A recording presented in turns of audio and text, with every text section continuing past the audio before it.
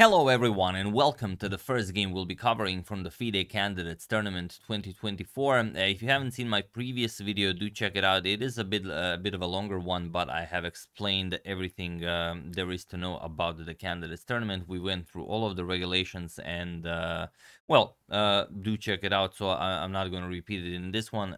Here we're just going to start enjoying the games. First game we are going to cover is, of course, the big clash, Fabiano Caruana, the only 2800 player of the event who already won the Candidates Tournament. In 2018, he faced Magnus Carlsen in London and held Magnus to a draw over the course of 12 classical games. In the end, he succumbed to Magnus's strong play in the rapid tiebreaks. And here we have Hikaru Nakamura, very, very close to 2800. He is in an impeccable form on a very, very long unbeaten streak. And yeah, here's a nice photo of them, the handshake before the actual game, and let's see what happened here. This is the Candidates Tournament. This is classical chess. Of course, we are going to show a line or two extra than we would in a regular video, but that's why that's why you guys are here. It's a tournament of immense importance to challenge world champion England for the title. So yeah, let's check it out. Fabi, with the white pieces, opens with pawn to e4. We have pawn to c5 by Hikaru, knight to f3, d6, and pawn to d4. We have captures, so a nice open variation of the Sicilian defense. Knight to f6, knight to c3, and already Hikaru with the surprise, pawn to e5. Now, there are only a handful of games in top-level chess that have seen this pawn to e5 move, and bishop to b5 check is the sort of known refutation, because what's the problem with pawn to e5? The problem with pawn to e5 is leaving the d6 pawn weak, and while you do have this in some other lines, here it just doesn't work as great for black. So Hikaru will have this constant issue of the weakness of the d6 pawn and the hole on d5. There is no c pawn, there is no e pawn, but obviously as he prepared this for the Candidates Tournament and he played it instantly, he wants to show Fabi that, yeah, can you play this? Okay, bishop to b5 check, we have knight b to d7, and now knight to f5. Here, Fabi paused for a few minutes before actually playing it. It's hard to say what he was thinking about, but he did have this position once in his career, as far as we know, in a game entitled Tuesday, which actually follows this game. Knight to f5, pawn to a6, and in that game Fabi played entitled Tuesday, he captured on d7, but here he doesn't. Here he just brings the bishop back, bishop to a4, and okay, Hikaru is ready for this. He obviously prepared this very well. Pawn to b5, we have bishop to b3 and knight to c5, going after the bishop, but also putting pressure on that e4 pawn. So bishop to g5, pinning the knight, and bishop captures on f5. E captures and bishop to e7, and now finally bishop captures on f6. You don't have to play this. You could also slow play with something like queen to f3 or castles, but Fabi's playing this in the most principled way possible, and that is by trying to punish Hikaru's early pawn to e5. He captures on f6, bishop captures. If you capture with g6, which, you know, is possible in some lines, here is just looks bad. Bishop d5 attacks the rook, let's say rook c8. Already queen to h5 goes after the black king, and after, let's say, castles, the open position of the black king is just bad. Even a nice rook lift here could already mean game over. So of course bishop captures on f6, and now Fabi castles and Hikaru plays pawn to e4. And this is an incredibly tricky move, because if you don't react to it, let's say you play rook to e1, you go after the e4 pawn, bishop captures on c3, a move you might not expect, as this is a very strong bishop, so why would you just give it up for a knight? But you do mess up white's pawn structure, and then you just castle to safety, and you have a nice defended pawn here. There is no b pawn or d pawn to challenge that knight on c5, so this pawn is very well protected. So Fabi instead goes knight captures on e4. He grabs the pawn, and it seems like it's a piece sacrifice, but of course the knight will be skewered by the rook. So okay, knight captures on e4 and rook to e1. Of course the knight cannot be defended. You could play something like queen to e7, but that would just be weird. Then just bishop to d5. And you resign the game. So of course here Hikaru just castled, and rook captures on e4. We have bishop captures on b2. Hikaru grabs the pawn. rook to b1 and bishop back to f6, and now Fabi just goes queen to d5. Again, fighting for that d5 square, which is kind of the theme of this game, and he wants to show that this is a very weak pawn, and this might be a very weak pawn very soon. So Hikaru finds rook to c8. It's a very strong reply, countering Fabi's idea of going after the a6 pawn. He wants to play rook to c5 and go after the f5 pawn, with potential of maybe doubling up on the c file, or depending on what Fabi plays. And here, indeed, if you continue with something like rook to d1, then comes rook to c5, and after, let's say, we have a trade on d6, attacking the a6 pawn, now a5. And the f5 pawn is still hanging, plus a4 is coming, and it's not, there's no good way to hold this advantage. For example, g4, just pawn to a4, and you have to move the bishop, then the c2 pawn falls, and your position is nothing spectacular. So after rook to c8, we have queen to b7 instead, preparing to go after the a6 pawn. And okay, rook to c5, and we have a trade. Queen captures on a6, rook captures on f5, and now just rook to d1. Again, putting pressure on that weak d6 pawn. And look at this. Now Hikaru just advances it to d5, which should not be possible. I mean, Hikaru did everything we learned not to do with black, because you will have a pawn stuck on d6, and now he just advances it to d5, and the square is guarded by the bishop and by the rook. So, and also the pawn on b5 is hanging. But the problem is Fabi's rook on e4 is also hanging. So if you capture on b5 with the queen, look at this. D captures on e4, opens up a discovery on Fabi's queen. And now if you play, well, you could play a lot of moves here. You could block with bishop d5. You could play rook captures on d8 right away. But even if you win the black queen, bishop captures on f7, let's say rook captures, you're going to take the queen with check. Bishop captures, it's still too much material for the queen. For example, queen to e8 check, you're just going to block with the rook. And not much. Okay, you can grab the pawn, but rook captures on f2, and white is getting destroyed here. So instead, after d5, we have rook to b4, going after the b5 pawn, and now just bishop to c3 by Hikaru. And this is a very, very tricky move. Here, objectively, you can still hold this if you play with, let's say, engine-like precision with queen to e7. It's sort of a preparation for bishop to c3, and after queen captures on b5, then bishop to c3, and after rook to a4, there's bishop to e1, going after the f2 pawn. But not an easy idea to spot. And now, for example, f3 will be met with rook captures on f3, and that's a draw. Because if g captures, then you're going to lose the game after queen to e3 check, king g2, queen to f2 check, king h1, and then you just get destroyed here.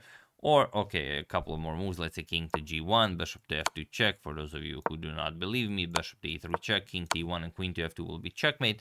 And if you don't take the rook after rook captures on f3, what else is there? You're going to play bishop captures on d5, attack the rook with the bishop. And now you can play a lot of stuff like rook to f5, and the game continues. But all in all, it is equal, but incredibly complicated. However, Hikaru went for a much more interesting idea, the one from the thumbnail. He played bishop to c3, attacks the rook on b4, and also maybe pointed at that e1 square. But here, rook captures on b5 by Fabi, and now you're probably expecting, okay, what is Hikaru's next move? It is the one from the thumbnail, and he goes for rook captures on f2. And here, Fabi paused for a little bit, because the rook cannot be accepted. If you take the rook here, for example, king captures on f2, then you run into queen to h4 check, and this is an immediate draw. For example, king to g1, bishop to d4 check, and you cannot take the bishop because of the checkmate on e1. So here, king to h1 would be played. Now you're going to play bishop to e5. You're going to threaten checkmate on h2, and after h3, queen g3, threaten checkmate, and after king to g1, now queen to e3 check with all sorts of possible not stalemating patterns, but perpetual patterns, like king to f1, queen to f4 check, king to g1, queen to h2 check, king to f2, queen to f4 check, and if you try king to g1, then bishop to d4 check. And now, while you can take, it doesn't do much, because you have all of this control over the dark squares. You even have queen to a1 check, and that's going to be more than enough for a draw. Let's say king h1.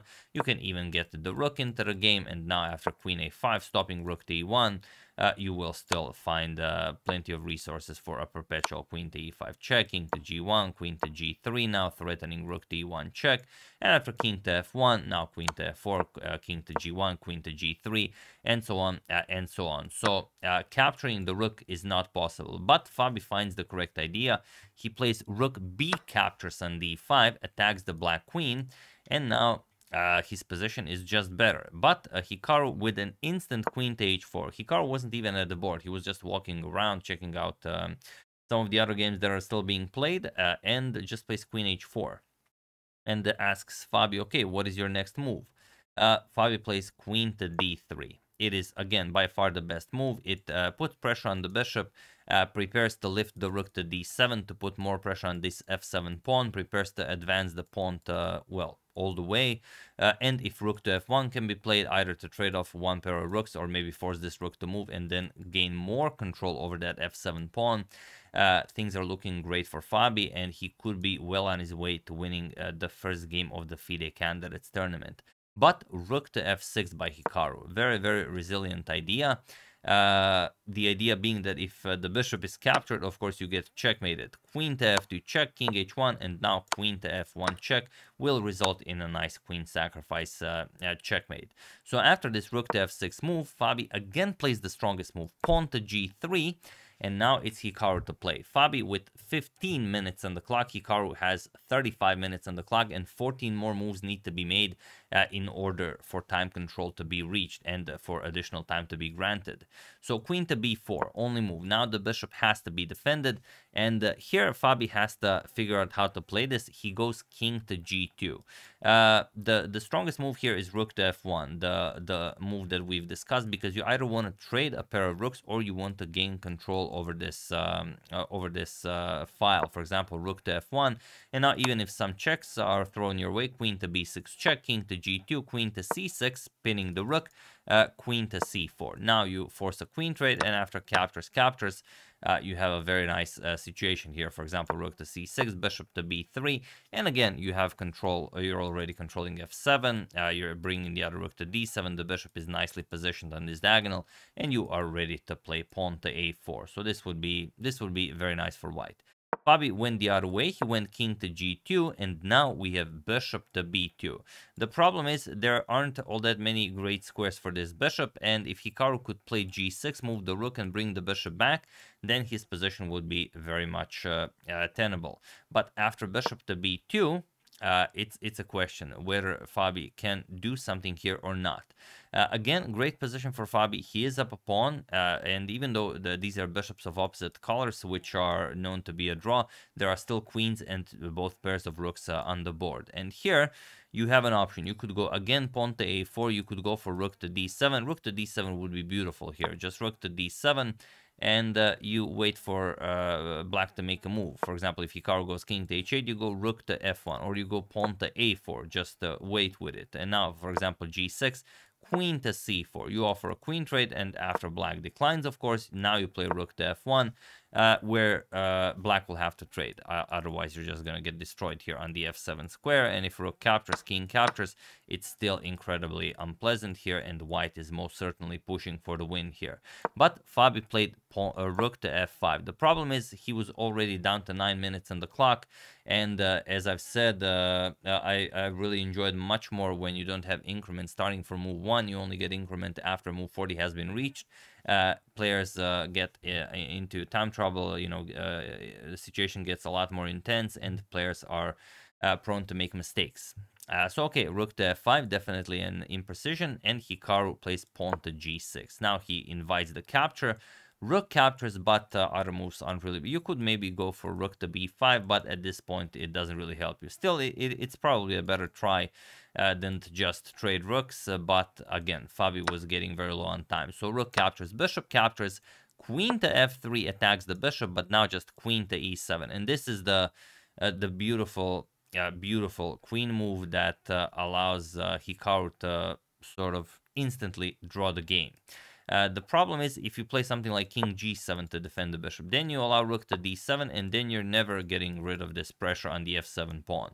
By including queen to e7, rook to d7 no longer exists, and you have sufficient control over the f7 square. So Fabi starts with pawn to a4, now king to g7. Fabi tries pawn to a5, but now look at, again, another beautiful move by Hikaru. Rook to a8. He sacrifices the rook for the opportunity to give queen to e2 check and pick up the rook on d1. So, of course, rook to d5. Fabi moves his rook. Defends the a5 pawn, but now just rook to a7. Again, putting more defense to the f7 pawn and just preparing to go after that a5 pawn. And if Hikaru wins this, then of course it's a draw, equal material, bishops of opposite color. Rook to b5 was played, queen to d8. Again, going after the a5 pawn. Rook to d5 attacks the queen, queen to c7. And now Fabi tries pawn to h4, and rook captures on a5. If Hikaru wanted to milk this further, and it would be reckless as he is down a pawn, but even though he's down a pawn, he does have the safer king, and we all know when there are bishops of opposite color, it's the most important thing is to attack, because if you have a dark square bishop, you attack your opponent on the dark squares, the light square bishop is helpless to oppose your dark square bishop. But Hikaru says, all right, we're not going to overpush this. Rook captures on a5. Rook captures, queen captures, and now queen to b7. One less push. Fabi goes after the f7 pawn, but Hikaru says, yeah, that's not going to be very relevant. Queen to d8. We have queen captures on f7 check, king to h6, and now king to h3. We have queen to e7 offering a trade. Of course, the opposite color bishop endgame is a draw, even with Fabi being up a pawn. So queen to c4 was played, and here queen to e3, and he was in this position on move 41 upon reaching time control that Fabiano Caruana and Hikaru Nakamura agreed to a draw, as there is nothing more to be done here. You could maybe try to continue with something. I mean, your only chance is to actually push that c pawn to victory. But let's say you move the queen, you control this diagonal to prevent checks. Even a nice bishop captures on h4 is enough for Hikaru to force a draw. You cannot capture with the g pawn due to the pin, and if you capture with the king, then you have instant repetition on the light squares. King h3, queen to h1 check, king goes to g4, queen to e4 with check, and instant repetition. So yeah, there we have it. Very nicely done. Hikaru went for this very, very exciting line with the early e5 against this what could have been a knight, or could have been anything. But yeah, Hikaru went for the early e5. And Fabi did have to burn time. Hikaru did get an unfavorable position, maybe even objectively a lost one. I mean, if Fabiano Caruana could not find his way through this with little time on the clock, then Hikaru's plan and Hikaru's ideas going into this round against Fabi were definitely legit, and holding Fabi to a draw here with the black pieces immensely increases Hikaru's chances of winning the tournament, as this is a double round robin. In the second half of the tournament, Hikaru will be facing Fabi with white, and he basically got rid of the hardest game of the tournament, facing Fabiano Caruana, the only 2800 player in the event. With the black pieces, you get a draw. I mean, from a potentially lost position, you are well on your way to having a great candidates tournament. For Fabi, not so much. He could have done much more with the position, but he just couldn't manage his time. This no increment from move 1 doesn't seem to favor Fabi, but it does favor the speed demon Hikaru Nakamura, as it would seem. So yeah, that's the game. Hope you guys enjoyed it. First game of the candidates tournament that we are enjoying. A very nice one, and hope we get a lot of these very, very early new territories like Hikaru's e5 here. Will make the games more interesting. Probably next game that I'm going to show is Alireza versus Pragnananda. But yeah, stay tuned and see. So yeah, once again, hope you enjoyed it. I would like to thank Andreas Rosenthal, Beaster Bunny, Jeffrey Clayman, Lucas Teokaris, and David Gasparian for your contribution to my channel. Thank you a lot. I really appreciate it. As usual, you can check 2 of my previous videos here. Thank you all for watching, and I will see you soon, continuing to check up on your wonderful suggestions and whatever else happens in the chess world. So thank you all. I will see you soon, and have an excellent rest of your day.